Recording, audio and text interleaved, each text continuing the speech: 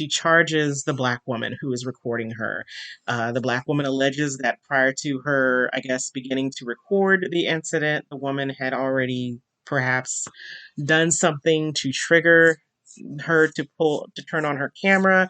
And so you see the white woman charging the black woman just as the recording begins to film.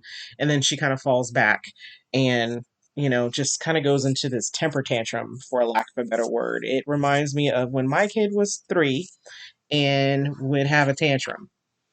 And so she proceeds to uh I don't know, for lack of a better word, pretend to have an anxiety attack. She said she was having an anxiety attack. So we'll say she allegedly has an anxiety attack, sarcasm.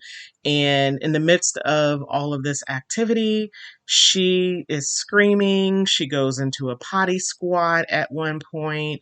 I think my favorite moment was when she checked her pulse, then in slow motion, placed her purse on the ground or allowed it to fall on the ground in slow motion, and then she imitated a faint. It looks like a slow motion. I'm going to fall here. Let me make sure my purse is here and I have a place to lay my head. She did not fall. She carefully came down on the floor and just laid there for a long, long time.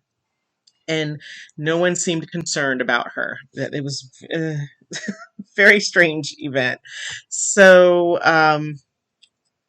the theory out there given by most commentators, I am a YouTube junkie, by the way. So, the theory given by most bloggers on this incident is that she faked the anxiety attack so that because she was worried about her image, um, and that if she had been seen doing some of the things that she was doing by, you know, um, perhaps her employer, then there was the risk that she might lose her employment.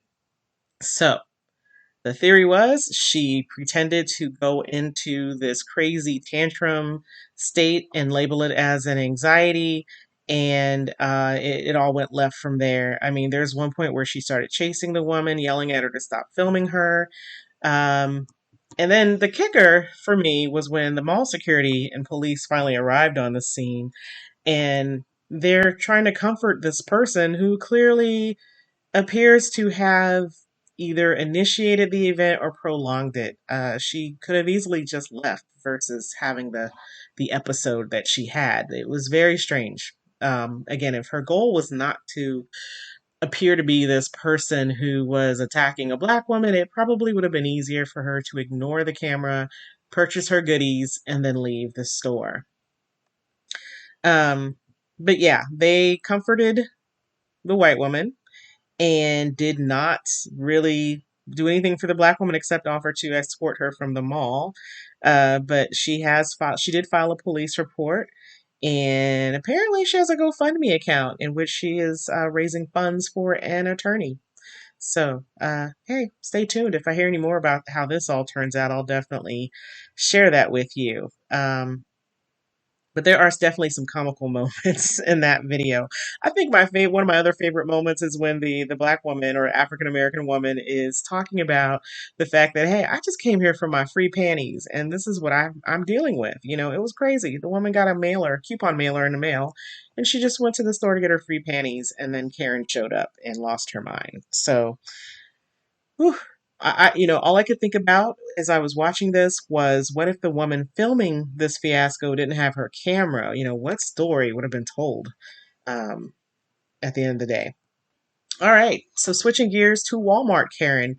Walmart Karen accused a black man of stealing her son's cell phone because the locator pinged in the parking lot area as to where, in the location where he happened to be passing through at the time with a phone in his hand.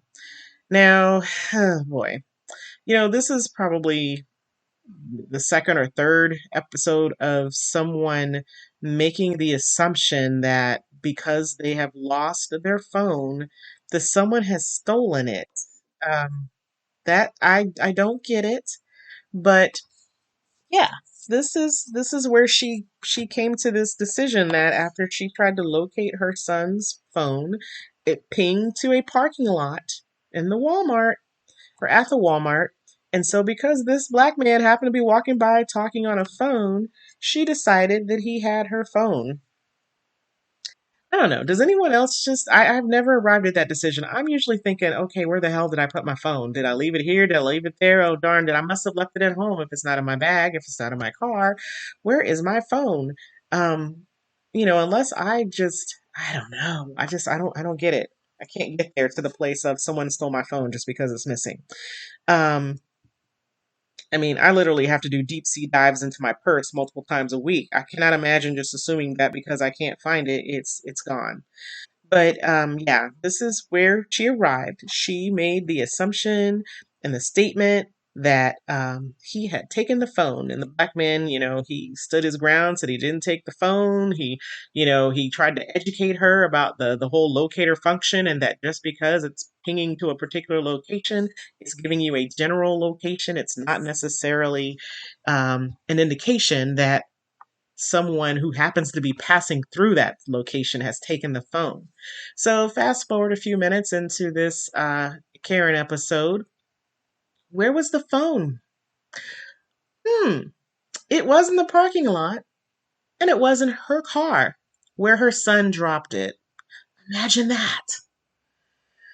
Yeah. So, just word to the wise. If there are any Karens listening who don't want to be found out, do a little research before you accuse the black man or black woman who happens to be walking by with a phone if yours goes missing. So, there is another story that I wanted to touch on from within the last few weeks, and it has to do with a story that I heard about a couple of JetBlue pilots who decided that they did not wish to fly a plane. They, basically said, hey, folks, we're tapped out. We're going to cancel this flight. And I got to say, if I had been a passenger, I would have been highly appreciative of that. Um, Pre pandemic, for my previous job, I should say, I used to travel quite a bit. At one point, I was going somewhere every month for business travel, which is fun if you don't like to travel. And I'm being sarcastic, but I digress. I'm not a road warrior. That is not my thing. I know there are people who love it, but I am not a road warrior. Even like I said, pre-pandemic, I'm not one who likes getting on and off planes every other week. Not my thing. But anywho, when I used to travel, I think maybe twice I had to deal with a cancellation where the pilots had exceeded their hours for the day. There was one time that happened. The other time is that I was at the airport, which was one stop from my final destination, and at my final destination, I think it was foggy, and so I want to say there was fog, or well, which is the same thing. I was about to say, or the ceiling was low, when the clouds are too low to the ground. And anywho, the pilots just kind of made the decision that they didn't want to do it. And I mean, we had literally got on the plane, butts and seats, and they were worried that's what it was. It was fog and icing that was starting to occur. So they like I said, butts and seats, that is something when you actually get on the plane and you're like, okay, we're going. Then the pilot comes on and says, well, folks, due to fog and icing that is occurring at the airport at our final destination, we have decided to cancel the flight. Listen, the thing is that I don't think some people think about is there are no do-overs. Once you're coming in, right, you can go around. And there are go-arounds, right, if you're really into understanding what can happen in an aircraft. Sure, there can be go-arounds, but if you get it wrong, there aren't any do-overs, right? You can die if the plane crashes. So these pilots, according to a passenger, um, said that it was a JetBlue flight to New York City, and it was canceled due to the pilots being tapped out. Initially, the flight had been delayed for many hours due to technical difficulties, and so the passengers for a while they had been you know how it is when you're sitting in the airport. You're anxiously awaiting the opportunity to get on the plane. You're looking for some movement. If there's mechanical issues, you know, in the your heart of hearts, you're hoping maybe another plane will get brought in. But you know, that's unfortunately that's not typically how it works. You know, they use the same plane back and forth from here to there. And oftentimes, if there is a technical issue, your plane is your plane and they have to fix it, or your flight's going to get canceled. So, you know, folks are just kind of anxiously awaiting the, you know, resolution to whatever the issue is with the aircraft. And, you know, finally it does arrive, and the pilots are like, look, we're wiped out. We can't do another flight.